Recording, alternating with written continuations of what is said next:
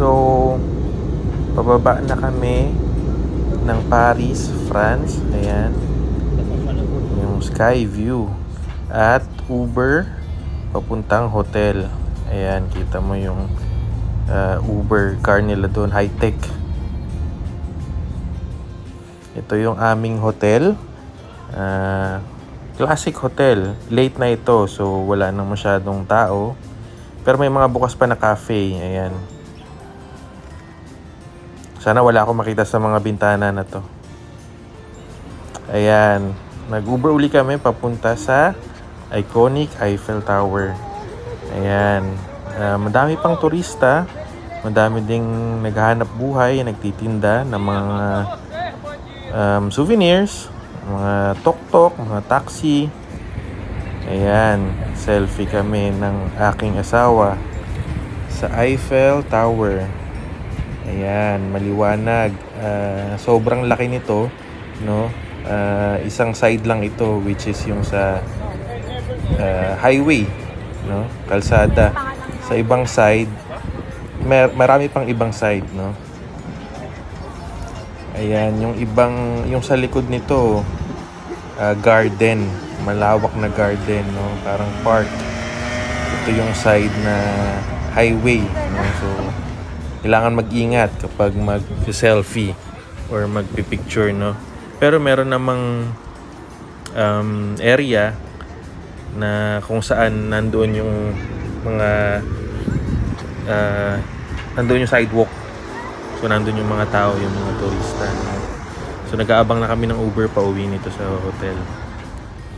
The next day, ito, isa sa mga tourist site and attraction sa Paris, France. Isang malaking mansion, no? So, lakad kami papunta doon. Medyo malayo. So, nag-prepare kami ng aming shoes, ng aming clothing kasi maginaw dito. Tapos nung time na to maaga, wala pang mababa pa yung araw. So ito yung garden side nung mansion na yun, isa sa mga tourist attraction, no? Ayan, ewan ko kung paano tumira dito, no? Kasing laki siya ng mall, itong mansion na ito, no? So ito yung garden niya, na kung saan very alaga yung mga halaman, mga bulaklak, mga puno, no?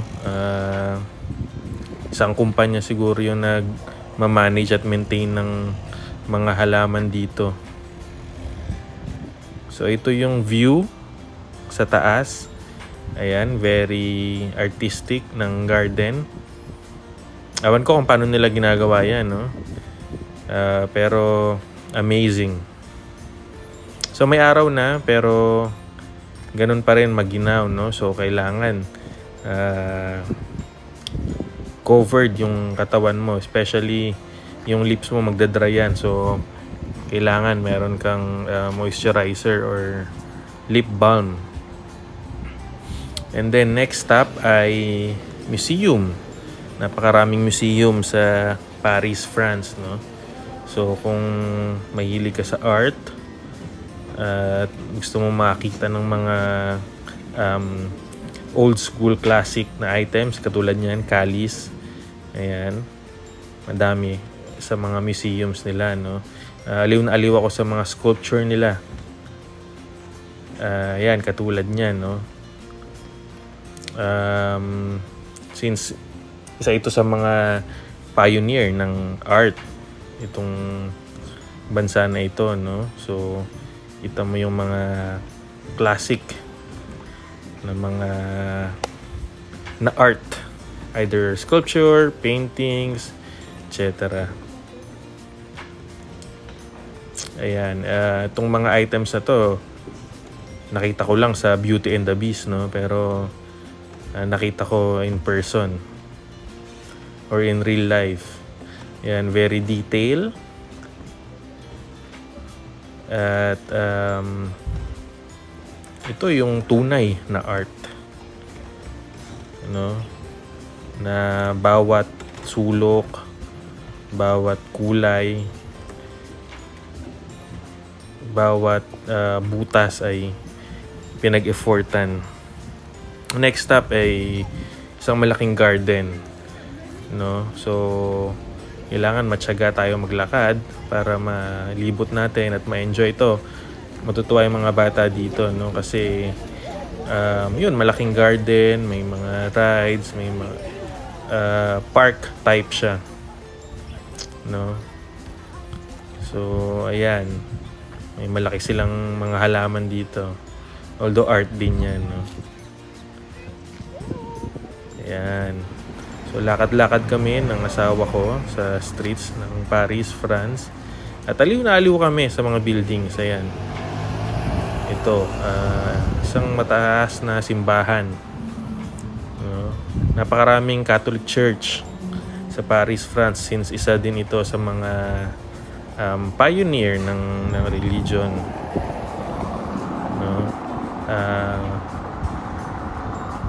Papunta kami sa isang malaking simbahan na kasing laki ng MOA.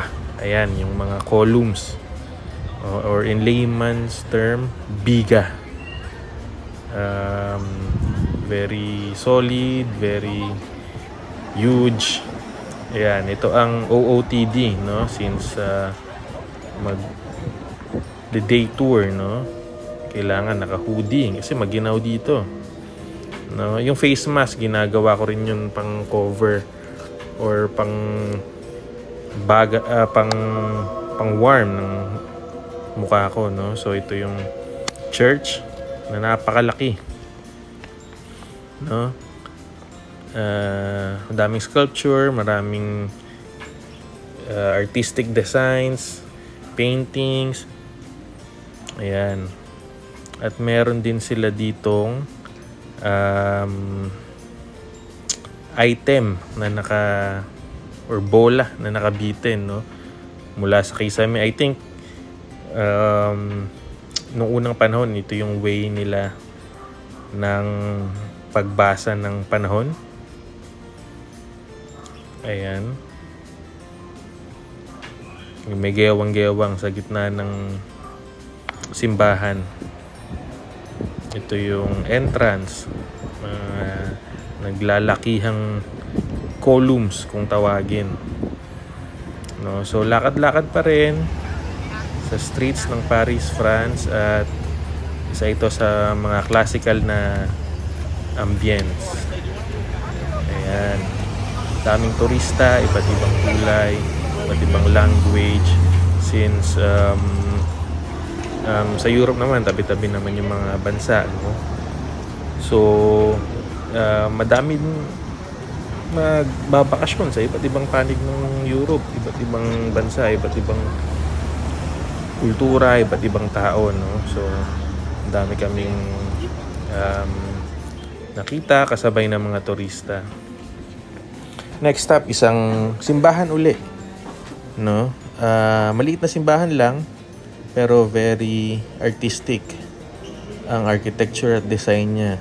Ayan, yung windows niya may design or may image, no. Maliit lang to, siksikan, pero ma-appreciate mo yung architect at engineer at mga gumawa nito. Walang idle na spot or area. Lahat may art, may design.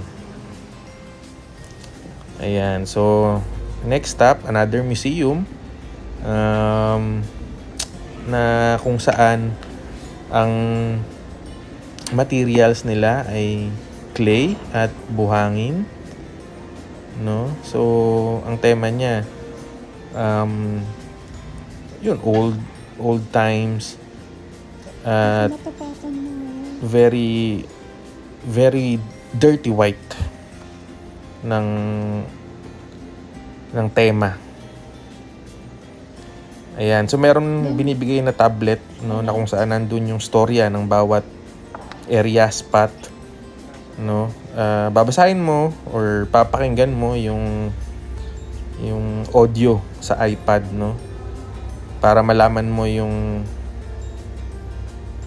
istorya or yung history ng mga items at materials na ito. Ayan, buhangin at clay siya.